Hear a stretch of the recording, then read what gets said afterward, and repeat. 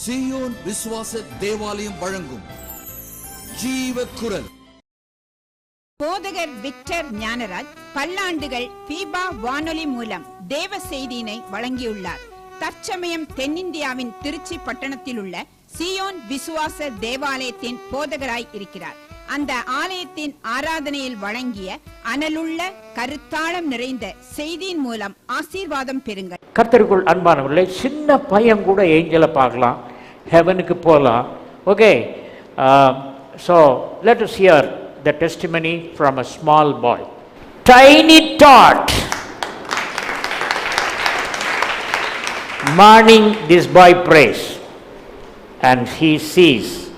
I don't know what he sees because I have not heard him. Okay, பேசுவியா? சொல்லு மைக்க பக்கத்தில் சொல்லு. போன வாரம் பாஸ்டர் 20 ஏஞ்சல்ஸ் வெல்கம் பண்ணாரு. Praise the Lord. We are welcoming Theophilus and the team are here. Yes Michael. அப்போ Jesus கேட்டேன், அதை நானும் பார்க்கணும் ஏசப்பா அப்படின்னு கேட்டப்போ 20 ஏஞ்சல்ஸ் அப்படியே நின்றுட்டு இருந்தாங்க. அவங்க அப்படியே ஒயிட் கலரில் இருந்தாங்க, ரக்க வச்சுருந்தாங்க. நான் பார்த்தேன். சிறு பிள்ளை போல் ஆகாவிட்டால் தேவனுடைய ராஜ்யத்தில் பிரவேசிக்க மாட்டேன். You saw the 20 angels? ஆமாம்.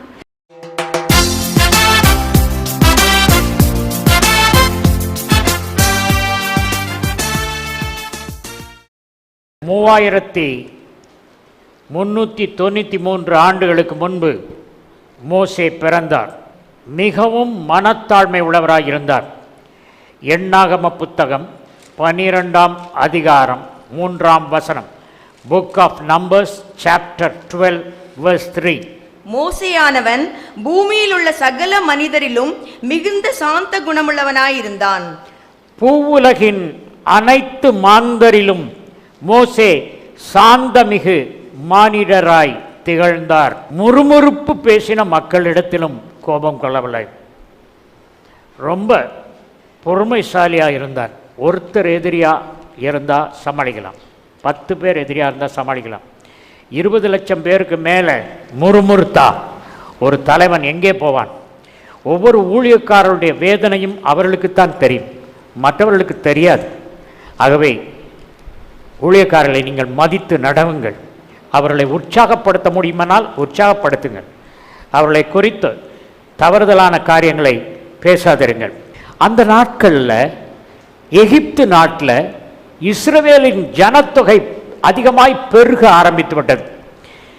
சிலர் பார்வோனுக்கு ஆலோசனை சொன்னார்கள், ஐயா பார்வோன் ராஜாவே, இப்படியே இந்த இஸ்ரவேல் மக்களை விட்டால் ஆண் பிள்ளைகளாக பெத்து போட்டுக்கொண்டே இருக்கிறார்கள். ஒரு நாட்களில் இவர்களெல்லாம், அந்த பிள்ளைகளெல்லாம் வளர்ந்த பின்பு இராணுவம் திரட்டி உண்மையே சிங்காசனத்தில் இருந்து இறக்கி விடுவார்கள். இந்த இஸ்ரவேலர்களுக்கு ஒரு மீட்பர் வந்து விடுவார் என்று சொல்லப்பட்டது. இந்த காரியம் அந்த பார்வோனுடைய உள்ளத்தில் ஓடிக்கொண்டிருந்தது. யோசித்தான், என்ன செய்வது?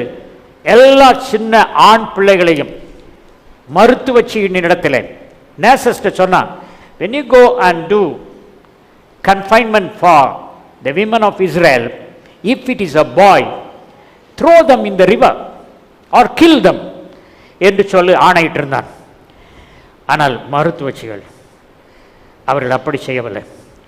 மோசேக்கு அவனுடைய தாயார் யோகிபத், தகப்பனார் அம்ராம், 2 பேரும் அவர்கள் அந்த குழந்தை பிறந்த பின்பு அந்த குழந்தை ரொம்ப அழகாக இருந்தது. ஆனால் ராஜா சொல்லியிருக்காரு, நேசஸ்டியே கொன்றணும்னு சொல்லியிருக்காரு. நேசஸ் பார்த்தாங்க, த மோஸ்ட் பியூட்டிஃபுல் சைல்டு, நாங்கள் பேர்காலம் பார்த்ததில் இவ்வளோ அழகான பிள்ளை பார்க்கல, இதை எப்படிப்பா நாங்கள் கொல்வோம்? உங்கள் பாடு, நாங்கள் போயிடுறோம், நீங்கள் பார்த்துக்க வேண்டியதுதான். ஒழிச்சு வச்சு சின்ன குழந்தை எவ்வளோ நாள் ஒழிச்சு வைக்க முடியும்? குழந்தை வந்தால் மோசம் 3 மாதம் நடக்க ஆரம்பிச்சிட்டான். குப்புறப்படுத்தான், நடக்கிறான், வெளியே ஓடணுன்றான், ரோட்டில் போய் பார்க்குறான், டேஞ்சர். ஒரு சின்ன பையன் இந்த பக்கத்து வீட்டில் இருக்காங்கன்னு பிறந்திருக்கு அப்படின்னு சொல்லி சொன்னாங்கன்னா கடுமையான தண்டனை கிடைக்கும். என்ன செய்யன்னு யோசித்தார்கள். எபிரேயர் 11ஆம் அதிகாரம் 23ஆம் வசனம். மோசே பிறந்த போதே அவனுடைய தாய் தகப்பன்மார் அவனை அழகுள்ள பிள்ளை என்று கண்டு விசுவாசத்தினாலே ராஜாவினுடைய கட்டளைக்கு பயப்படாமல் அவனை 3 மாதம் ஒளித்து வைத்தார்கள். 3 மாதம் நடக்க ஆரம்பிக்க வரைக்கும் ஒழிச்சு வச்சான். அதுக்கு மேல ஒழிச்சு வைக்க முடியல. மோசே பிறந்தபோது குழந்தை அழகாய் இருக்க கண்டு அவருடைய பெற்றோர் அரச ஆணைக்கும் அஞ்சாது விசுவாசத்தினால் அவரை 3 மாதங்கள் ஒழித்து வைத்திருந்தனர். ஆஸ்பத்திரியிலே பார்ப்பீர்கள் என்றால், சிஎம்சியிலே நான் அடிக்கடி போயிருக்கிறேன். There is some ward call isolation ward. அங்கே தொற்றி பரவக்கூடிய நோய் உள்ளவர்களை அங்கே போடுவார். Isolation ward. பாஸ்டர், எங்கள் பையன் என் ஹஸ்பண்டே அடிச்சிட்டான், எங்கள் பையன் ரொம்ப கொடூரமாக இருக்கிறான், ஜெபம் பண்ணுங்க. அந்த குழந்தை சின்ன பிள்ளையாக இருக்கும்போது நீங்கள் உபவாசம் பண்ணி வேதத்தை கற்றுக் கொடுத்து அந்த பிள்ளையை கர்த்தருக்கு பயப்படும் பயத்தில் வளர்ந்திருந்தால், உங்கள் வீட்டில் வைத்து வளர்த்திருந்தால் அந்த குழந்தை ஊழியம் செய்திருக்கும்.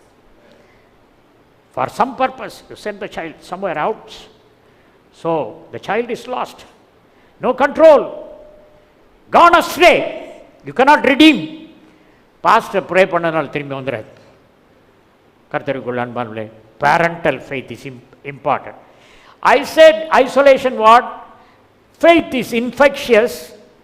எப்படி அந்த பிரத்யேக அந்த வார்டில் வைத்த நோய் பரவுதோ அதே போல பாசிட்டிவா பெற்றோருடைய விசுவாசம் 3 மாசத்துல அங்கே அந்த குழந்தைய ஒரு நாணல் புல் தொட்டியில் வைத்து அப்படியே மிதக்க விட்டாங்க. அப்போ ராஜகுமாரத்தி அங்கே வந்தால் அந்த புல் தொட்டியில் போட்டு வச்சுட்டாங்க.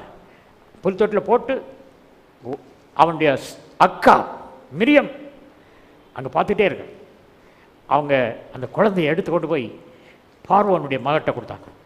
கொடுத்த உடனே அந்த குழந்தை ரொம்ப அழகாக இருக்குன்னு அவன் இது என்ன செய்யறது, இந்த குழந்தை யார் வளர்க்குறது, பால் குடிக்க வேண்டிய குழந்தையாச்சு. உடனே மிரியம் அவன் சந்தோஷத்தோடு இழுத்து அந்த குழந்தைய எடுத்து பார்த்துன்னு ஓடி வந்தான். உங்களுக்கு ஒரு ஆள் வேணுமா இந்த குழந்தைய இது பண்ணுறது? ஆமாம்மா இருக்காங்களா, கொண்டாரேன். எந்த குழந்தையை பார்வோன் கொல்ல வேண்டும் என்று நினைத்தானோ அந்த குழந்தை பார்வோனுடைய வீட்டில் அவனுடைய தாய் வளர்க்கும் பொழுது ராயல் சேலரி வாங்கி கொண்டு அந்த குழந்தை வளர்ந்தது. அப்போ மோசேயின் தாயே பால் கொடுத்து வளர்க்கிறான். அந்த நேரத்தில் சொல்லிக் கொடுத்தான். எப்பா மோசேக்கு சொல்லிக் கொடுத்தான். 3 years she was paid by royal salary by Pharaoh and she was bringing up Moses up to 3 years. 3 வயசான உடனே குழந்தைக்கு எகிப்து நாட்டு ஸ்காலர்ஸ் டீச் பண்ண ஆரம்பித்தாங்க. Kabbalah, architecture, music, astronomy, strange languages, இந்த சப்ஜெக்ட்ஸ் எல்லாம் படித்து மோசே ஸ்காலர் ஆனான், வளர்ந்தான், வாலிபனானா, எல்லாரும் மதிப்பு கொடுத்தாங்க. ஆனால் அவங்க அம்மா பால் ஊட்டும் பொழுதே அவனுக்கு தேவ பக்தியை ஊட்டி வளர்த்தாள். அந்த தாய் யோசித்து பாருங்க, ரொம்ப அழகான குழந்தை 3 மாதம் ஒழிச்சு வச்சாங்க. இப்போ ரிஸ்க் எடுத்து ஒரு புல் தொட்டியில் போட்டு தண்ணியில் விட போகிறாங்க, நைல் நதியில் விட போகிறாங்க. அவன் கை நடுங்கி இருக்கும், ஆனால் உள்ளத்தில் உள்ள விசுவாசம் நடுங்காமல், நான் இந்த குழந்தையை இந்த புல் தொட்டியில் போடவில்லை, என் ஆண்டவருடைய கரத்திலேயே கொடுக்கிறேன் என்று ஜெபித்து போட்டிருப்பாள். பிகாஸ் ஆஃப் ஃபெய்த், பெற்றோருடைய விசுவாசம். ஆகவே என்ன நடந்தது? அவள் பால் கொடுத்து அந்த குழந்தையை வளர்க்கும் போதே அந்த நாட்டு பற்றை, இனப்பற்றை கற்றுத்தந்தாள். இதெல்லாம் இஸ்ரவேல் மக்கள்ப்பா. இந்த ராஜாவுக்கு நம்ம அடிமையாக இருக்கோம்பா, எல்லாம் ரொம்ப கொடுமைப்படுத்துகிறோம். அப்படியா பார்க்குறோம் ஒரு நாள் அப்படின்னா. ஒரு நாள் ஒரு எகிப்தியன் ஒரு இஸ்ரவேலன் 2 பேரும் அடிக்கிறத பார்த்து, சண்டை போடுறத பார்த்து இந்த எகிப்தியனை ஒரு அடி அடித்தான், செத்து போயிட்டான், மண்ணில் புதைச்சான். இன்னொரு நாள் ஒருத்தன் வந்து அவன்கிட்ட நியாயம் விசாரிக்க போகும்போது, ஏய் நேற்று அவனை கொன்று புதைச்ச மாதிரி என்னையும் பண்ணலான்னு பார்க்குறியா? ஐயோ ரகசியம் தெரிந்து போயிட்டா, எதையுமே புதைத்து வைக்க முடியாதப்பா, அந்த சத்தியம் என்றைக்காவது வெளியே வரும். இயேசு கிறிஸ்து நான் சத்தியம் என்று சொன்னார். அந்த சத்தியத்தை கல்லறையில் வைத்தார்கள். ஆனால் அந்த சத்தியம் வெளியே வந்தது. உள்ளதை உள்ளதென்றும் இல்லதை இல்லதென்றும் உலகிற்கு சொல்லுவோம் என்பதுதான் சத்தியம்.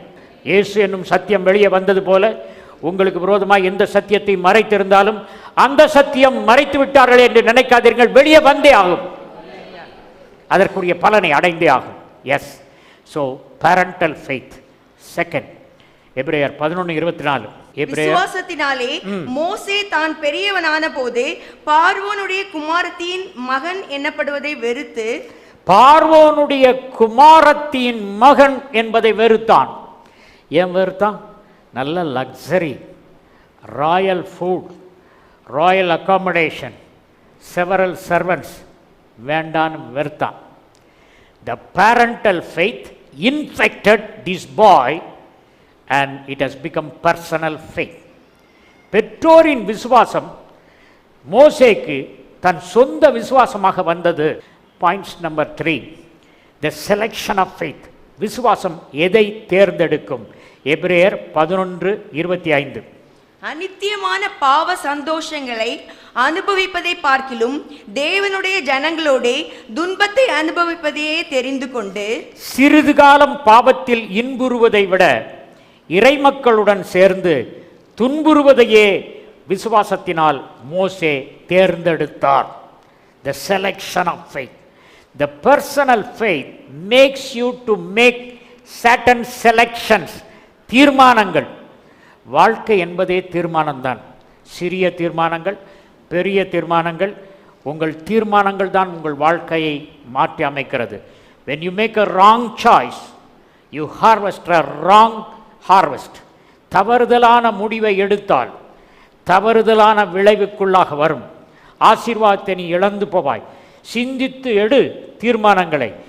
Every decision is important. அவன் என்ன சொல்கிறான்?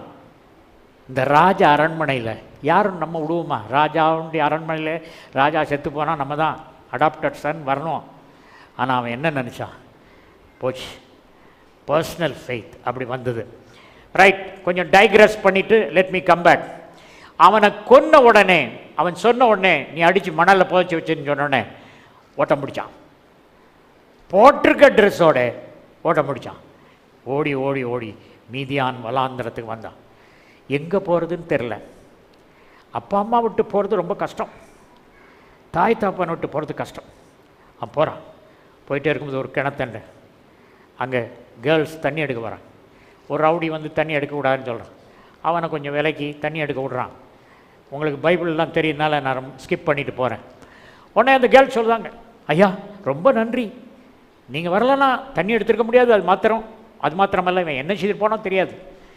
நீங்கள் எங்கள் வீட்டுக்கு வாங்க. மீதியான் தேசத்து ஒரு குருக்கள், ப்ரீஸ்ட், அவருடைய வீட்டுக்கு, எத்ரோ அவருடைய வீட்டுக்கு போகிறேன். போய் தன்னுடைய கதையெல்லாம் சொன்ன உடனே எத்ரோ சொன்னார், கவலைப்படாதப்பா, நீ வந்து எனக்கு நிறைய ஆடு இருக்கு, அது ஒரே வனாந்திரம், தேவனுடைய பர்வதம், அதுக்கு ஈஸ்ட் சைடில் போய் அந்த ஆடெல்லாம் மேய்ச்சிக்கோ, நான் உனக்கு சாப்பாடு போடுறேன், உன்னை பார்த்துக்கிறேன், என் கற்பனையை நான் படர விடுகிறேன். ஆடு மேய்த்து கொண்டிருக்கிறான். ஒரு நாள் ஒட்டகங்களின் கூட்டம், வணிகர்கள் ஒட்டகங்களின் மேல் வியாபார சரக்குகளை ஏற்றி கேரவான் எகிப்தை நோக்கி போகிறது. எங்கே போகிறது? பார்வோனுடைய அரண்மனைக்கு விற்பனை செய்ய வணிகப் பொருட்களை எடுத்துக்கொண்டு ஒட்டகம் சாரை சாரையாய் அங்கே கேரவான் போகிறது. பார்த்தான், ஐயோ நான் வளர்ந்த ராஜா வீட்டுக்கு போகுதுப்பா இந்த சரக்குகள் எல்லாம், நான் இங்கே இருக்கிறேன் ஆடு மேய்ச்சிட்டு இருக்கேன் அப்படின்னா. அப்படி சொல்லி கொண்டிருந்த பொழுது தேர் வாஸ் அ புஷ், ஒரு முட்செடி.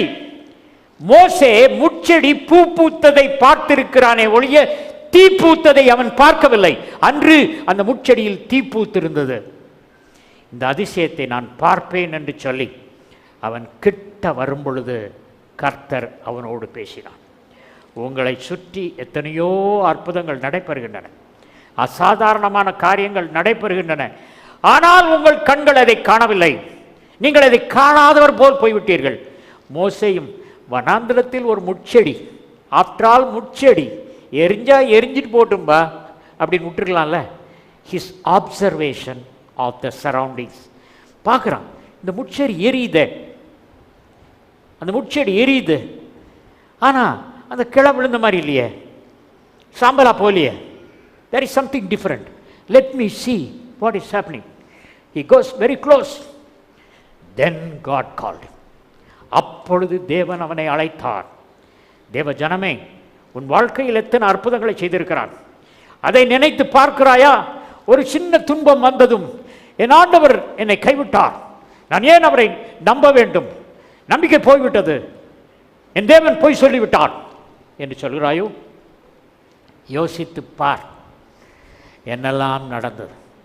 நீ உன்னுடைய புஜ பலத்தினால் இஸ்ரவேல் மக்களை ஆட்சி செய்யலாம், பார்வோனை வீழ்த்தலாம் என்று நினைத்தாயோ? ஆனால் இன்று அதே புயத்தில் ஒரு கோலை பிடித்திருக்கிறாய், அந்த கோலை பிடித்து கொண்டிருக்கிறாய் என்று சொல்லி, உன்னை நான் இப்பொழுது அந்த மேய்ப்பனுடைய விரும்பப்படாத கோலை வைத்தே உன்னை உயர்த்த போகிறேன் என்று சொல்லி அவனுக்கு கோல் கொடுத்தார். He gave a rod. He was given a rod. Rod of Moses. Rod of Moses. God gave him a rod. கர்த்தருக்குள் அன்பார்களே, அந்த சாதாரண கோல், ஒரு மரத்தில் ஆடு மேய்க்கிறதுக்கு உடைச்ச கோல், அதை வைத்து ஒரு சின்ன கோலை வச்சு தேவன் எண்ணிறந்த அற்புதங்களை செய்ய முடியும் என்றால், எகிப்திலே 10 அற்புதங்களை செய்ய முடியும் என்றால், யன்னே யம்ரே என்ற 2 பெரிய மந்திரவாதிகள், அவர்களை தோற்கடிக்க முடியும் என்றால், மரத்தின் காய்ந்த கொம்பு, வாடிப்போன கொம்பு, அதை வைத்து தேவன் அப்படி பயன்படுத்த முடியும் என்றால், தேவ மனிதன் கரத்திலே வேதத்தில் 31,170 வசனங்கள் இருக்கின்றன. ஒவ்வொரு வசனமும் is a rod. What is rod for Moses is the word for you. Rod of the forest, the word of God for us. ஆண்டவருடைய வசனம், வசனத்தை வச்சு எழுப்பி விடுங்கப்பா, யாரையும் காலம் வாரி விடாதுங்கப்பா, தட்டி விடாதுங்கப்பா, எளிவாக பேசாதங்கப்பா, நன்மையானதை பேசுங்கப்பா, பேச சொல்லி கொடுங்கப்பா. அதான் சொன்னார், அக்கிரம செய்திக்காரரை அகன்று போங்கள். You are all like a mad dog biting people all across. Meet your end and they will be in hell. Point number 4, விசுவாசத்தின் கைமாறு. எபிரேயர் 11:26. இனிவரும் பலன் மேல் நோக்கமாயிருந்து எகிப்தில் உள்ள பொக்கிஷங்களிலும் கிறிஸ்துவ நிமித்தம் வரும் நிந்தையை அதிக பாக்கியம் என்று எண்ணினான். தமக்கு கிடைக்கவிருந்த கைமாறு ஒன்றையே கண்முன் இருத்தி அவர் எகிப்தின் செல்வங்களை விட மேசியாவின் நிமித்தம் இகழ்ச்சி இருவதையே மேலான செல்வமாக கருதினான். வருங்காலத்தில் என்ன உண்டோ அதைத்தான் மேலானதை கருதினான் ஒழிய, அதை உலகம் என்ன சொல்லுது, கையில் சமைக்கிறதுக்கு ஒரு பறவை இருக்குது, அங்கே புதரில் 2 பறவை இருக்குது. பழமொழி என்னன்னா, the bird in hand is worth 2 in the bush. கையில் இருக்க பறவை அங்கே இருக்கிற 2 பறவை விட மேலே. ஆனால் மோசம் அப்படி யோசிக்க மாட்டான், கையில் ஒரு பறவை இருக்கா, அங்கே 2 பறவை இருக்கா, இந்த ஒரு பறவை பறக்க விட்டுறேன், போய் 2 பறவை பிடிச்சி வரேன்.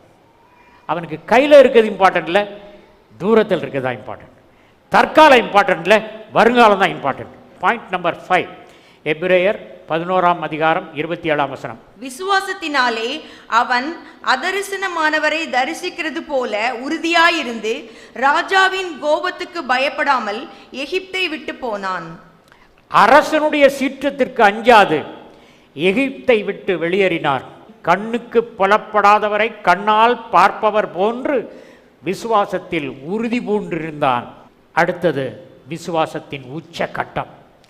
எபிரேயர் 11:28. விசுவாசத்தினாலே முதற் பேரானவைகளை சங்கரிக்கிறவன் இஸ்ரவேலரை தொடாதபடிக்கு அவன் பஸ்காவையும் ரத்தம் பூசுதலாகிய நியமத்தையும் ஆசரித்தான். This is the pinnacle of faith. விசுவாசத்தின் உச்ச கட்டம் ஐயா. எது? பஸ்கா பண்டிகையின் ரத்தம் சிந்துதல். இயேசு கிறிஸ்து கல்வாரி சிலுவையில் ரத்தம் சிந்தினார். அதுதான் உச்ச கட்டம், the highest of faith. விசுவாசத்தில் 6வது படி. இந்த 6வது படியில் இயேசுவின் ரத்தத்தை நீ விசுவாசிக்கிறியா? எவ்வளவு விசுவாசிக்கிறன்னு ஆண்டவர் தராசு போட்டு பார்ப்பார். எங்கள் வீடு கன்ஸ்ட்ரக்ஷன் பண்ணும்போது ஒரு நூலில் பம்பரம் மாதிரி ஒன்று கட்டிட்டார். படித்து பார்த்தான். கண்ணு போய் சொல்லும், தூக்கு நூல் போய் சொல்லாது. Because it is governed by the gravity of God. தேவன் தூக்கு நூல் பிடிக்கிறார். உங்கள் ஒவ்வொருவருடைய வாழ்க்கையும் தூக்கு நூல் பிடிக்கிறார். பப்ளிக் லைஃப், பிரைவேட் லைஃப் தூக்கு நூல் பிடிக்கிறார். கர்த்தருக்குள் அன்பானவர்களே, அந்த நியமம், அந்த பஸ்கா ஆட்டுக்குட்டி ரத்தத்தை இஸ்ரவேல் மக்கள்லாம் போட்டு நிலைக்கால்களில் பூசினாங்க. என்ன நடந்தது? சங்கார தூதன் கடந்து போனான். இது இல்லைன்னா 6 ஸ்டேஜ் கடந்துட்டீங்க. இயேசு கிறிஸ்துவின் சிலுவை மரணத்தில் நம்பிக்கை வைத்து அதற்கு நன்றி செலுத்தவில்லை என்றால் சங்கார தூதனுடைய சங்காரத்திற்கு இலக்காய்விடும் உங்கள் வாழ்க்கை. Right. Final 7th point, Hebrews 11:29. விசுவாசத்தினாலே அவர்கள் சிவந்த சமுத்திரத்தை உலர்ந்த தரையை கடந்து போவது போல கடந்து போனார்கள். எகிப்தியர் அப்படி செய்ய துணிந்து அமிழ்ந்து போனார்கள். இஸ்ரவேலர் கட்டாந்தரையை கடந்து போவது போன்று செங்கடலை கடந்தது விசுவாசத்தினால்தான். அடுத்தது, he did impossible. ஒரு தனி மனிதன் 40 ஆண்டுகள் ஆடை மேய்த்தவன், வயது 80, I am nearing 80, I cross 77. அந்த நேரத்தில் ஆண்டவர் சொல்கிறார், இந்த ஸ்கீம் பண்ணுப்பா, அந்த இது பண்ணு. ஆண்டவரே வயசாகிடுச்சுப்பா, நான் எப்போ எவ்வளோ உயிரோடு இருப்பேன், நீ நான் சொல்கிறத செய்கிற அளவுக்கு உயிரோடு இருப்பேன், என்னைக்கு நிறுத்துறியோ அன்னைக்கு வந்துரு. So we have to always see the invisible. We are fond of seeing the visible. இஸ்ரவேல் மக்களுக்கு தேவன் என்ன சொன்னார் தெரியுமா? நீங்கள் எக்காலம் ஊதுங்க, இந்த சுவர் விழும். அவங்ககிட்ட தேவன் சொல்லியிருந்தா, இந்த சுவர் விழுந்த உடனே எக்காலம் ஊதுங்க அப்படின்னா, அது சரி, விழட்டும், நாங்கள் ஊதுறோம் அப்படின்ட்டு இருப்பாங்க. இவங்களை பேசக்கூடாதுன்னு ஏன் சொன்னார் தெரியுமா? பேசுனாங்கன்னா, டே இவர் என்ன தப்பாக சொல்லியிருக்காரு, சுவர் விழுந்தா ஊதுன்னு சொன்னால் நம்மலாம் ஊதலாம், இவர் ஊதுங்க உழுன்றாரு, ஊதி விழலைன்னா என்ன ஆறுது? இப்படியெல்லாம் பேசாதங்கப்பா. நீ பேசாமல் மர்மர் பண்ணி பண்ணி பண்ணி முறுமுறுத்து என்னைய வாதிச்சது போதும்பா, வாயை பொத்திட்டு சுத்து. அடுத்தது இம்பெரிஷபிள். நம்ம தெரிந்தெடுத்ததெல்லாம் பெரிஷபிள். ஒருத்தர் எனக்கு எழுதினார், பாஸ்டர் எனக்கு என்ன ஒரு ஆப்ஷன்னா, ஒவ்வொரு வருஷமும் ஒரு பரீட்சை எழுதி அந்த டிகிரி வாங்கணும் அப்படின்னு சொல்லிட்டு அவர் டிகிரி எழுதியிருந்தார்.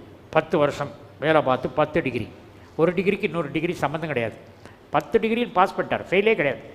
எங்கள் வீட்டில் உள்ளவங்களாம், நீ வேலை பார்க்குற வேலைக்கு இந்த டிகிரிக்கு சம்மந்தம் இருக்குதா, ஏன் இப்படி பைத்தியமாக படித்து டிகிரியாக சேர்த்துட்டு போகிற அப்படின்னாரு.